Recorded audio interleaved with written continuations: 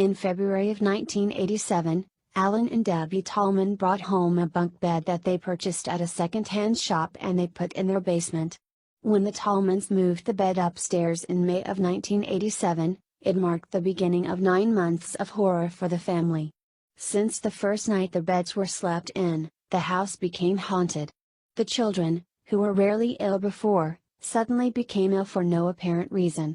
The night that the family moved the beds upstairs, their son Danny was in the room next to it, and that night the radio apparently took on a life of its own, turning itself on and randomly switching the channels under its own power, as the son reported that he saw the radio's vindicator moving itself.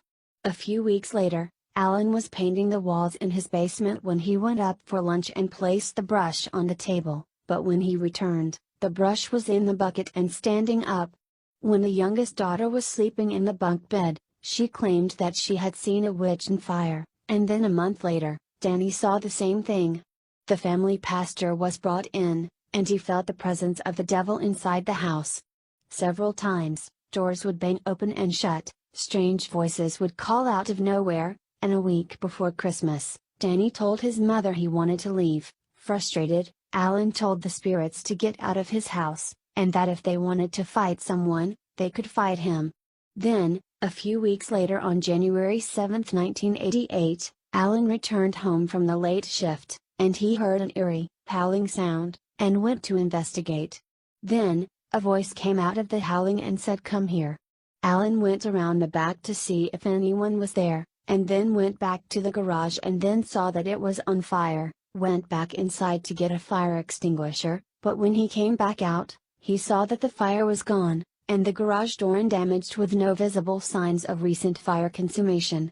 When Alan got back inside, he went to reach his lunch pail that he had set down, but the entity then threw it across the room. Alan started sleeping in his daughter's room to provide protection. Debbie then called the pastor because of what had happened to Alan. A few days later, Alan was working late and asked a relative to watch the girls. His relative was a complete skeptic, until that night, when he saw a horrible figure, and screamed. Debbie then told the relative to get everything together, and that they were leaving forever. 2 weeks later, the Tallmans had the bunk beds destroyed. Afterwards, the Tallmans had no further paranormal experiences, and in April 1988, a family moved into the Tallmans' old home and have had no haunting experiences. The case was featured as a part of a Halloween episode that aired on October 26, 1988. The Tallmans were beset by unwanted attention as a result of earlier ghost hysteria, which they did not seek. They had turned down a lucrative tabloid offer about their experience as they did not think it right to make any money off their children's misfortune. The Tallmans agreed to share their story with Unsolved Mysteries under 3 conditions. They were censored during the interview, their children's names were to be protected by alias, and that all reenactments of their experiences be done by actors playing the Tallman family.